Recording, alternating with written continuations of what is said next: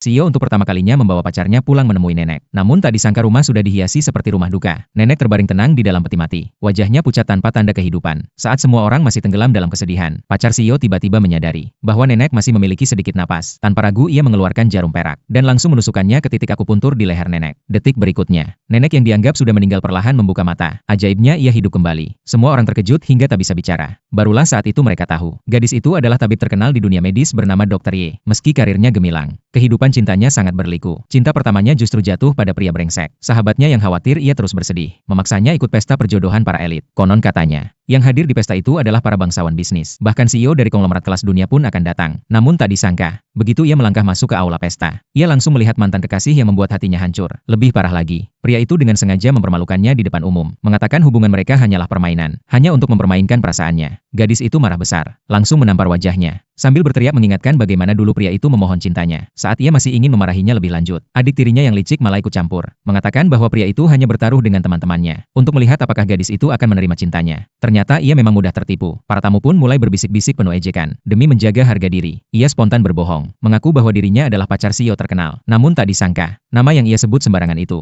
didengar langsung oleh orang yang bersangkutan. CEO yang selalu didesak neneknya agar segera punya pacar, tiba-tiba mendapat ide saat melihat gadis itu. Semua orang tahu, CEO itu terkenal dingin dan tak pernah dekat dengan perempuan. Tak mungkin ia punya hubungan dengan gadis desa sederhana seperti itu. Mereka semua menertawakannya dan menyebutnya bermimpi. Adik tirinya yang takut pesta rusak, langsung memanggil satpam untuk mengusirnya. Namun sahabatnya marah dan membelanya, mengungkap bahwa dialah sebenarnya putri kandung keluarga Shen. Sedangkan adik tirinya hanyalah anak hasil hubungan gelap. Tapi gadis itu sudah lelah berdebat. Ia berbalik hendak pergi. Saat itu terdengar suara laki-laki berat dan dalam memanggilnya berhenti. Ia menoleh dan melihat sosok CEO yang terkenal dingin itu berjalan mendekat. Kalau bukan karena sahabatnya cepat berbisik memperingatkan, mungkin ia sudah memarahinya juga. Begitu tahu siapa pria itu, ia hanya ingin mencari lubang untuk bersembunyi. Sebelum ia sempat menjelaskan, semua orang sudah menunggu, berharap CEO akan mengungkap kebohongannya di depan umum. Namun di bawah tatapan semua orang, CEO melangkah mendekat. Langkahnya tegas dan penuh wibawa. Gadis itu gugup hingga suaranya bergetar, menanyakan hukuman apa yang akan ia terima. Tak disangka pada detik berikutnya, CEO langsung menariknya ke dalam pelukan, dan menunduk mencium bibirnya dengan penuh gairah.